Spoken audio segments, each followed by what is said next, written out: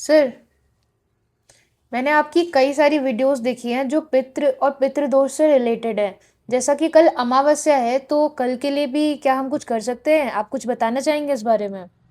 Ma'am, कल अमावस्या ही नहीं है, कल पंचक भी है और कल एक्लिप्स भी है।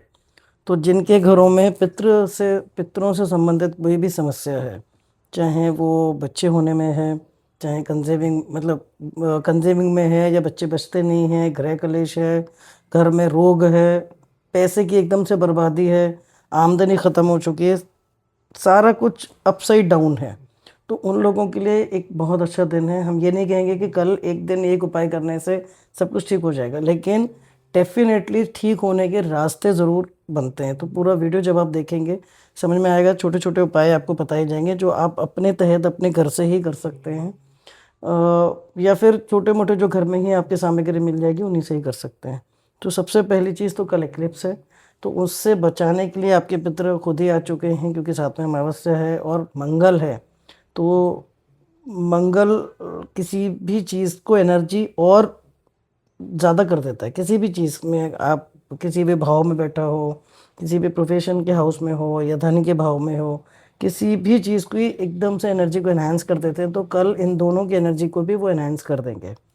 तो सबसे पहले तो जो घर में रह रहे हैं जो महिलाएं, वो अपने घर में पीली सरसों का छिड़काव कर दें दिन के समय पे, जिससे कि जब एक्लिप्स ख़त्म हो जाए रात के टाइम पर, या अगले दिन आप झाड़ू से उसको पूरा पीली सरसों को निकाल दें।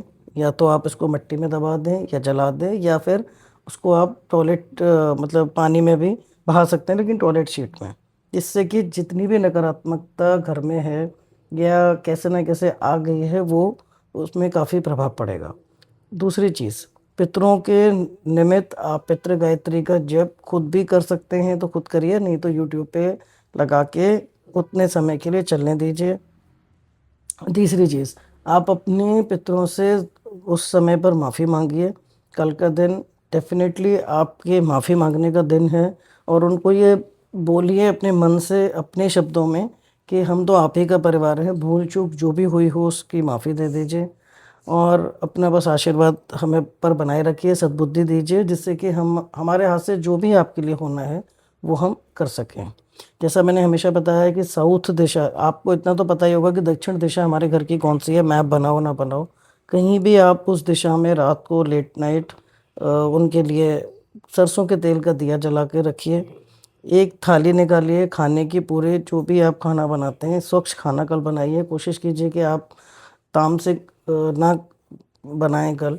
तो जो भी खाना घर में बनता है उसका एक थाली निकालिए, और उसको निकालने के बाद आप उसको किसी गरीब व्यक्ति को दीजिए कल।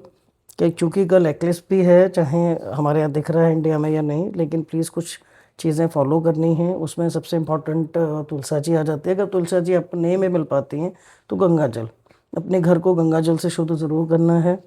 और जो भी हमारे पितृ हैं उनके नाम से आप कोई भी एक अमाउंट, 10 रुपये हो, 50 रुपये हो, 100 रुपये, जो आपकी क्षमता या श्रद्धा मन से आए वो अमाउंट आपको निकालना है, अपने पितरों को याद करते हुए कि उनसे रिलेटेड अगर हमारा कुछ भी छूट रहा है तो वो आपको अमाउंट कल निकालना है।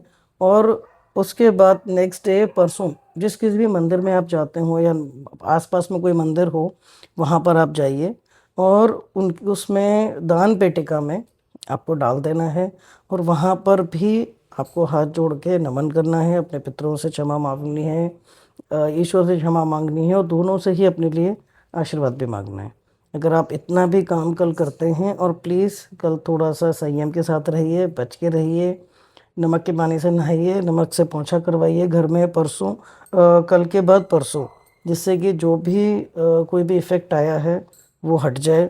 और ऐसा भी कहा जाता है कि नज़र से, एक्लिप्स से, इन सब से तो ईश्वर को भी बचाया जाता है, तो हम तो ह्यूमन हैं। ठीक है, तो प्लीज़ आप ये सब फॉलो कीजिए। उम्मीद है कि ये आपको जानकारी अच्छी भी लगी होगी, और जो जितने भी लोग आपके आसपास के हैं जिनको ये जानकारी की आवश्यकता है, प्लीज़ उनको भी फॉरवर्ड कीजिए। Thank you.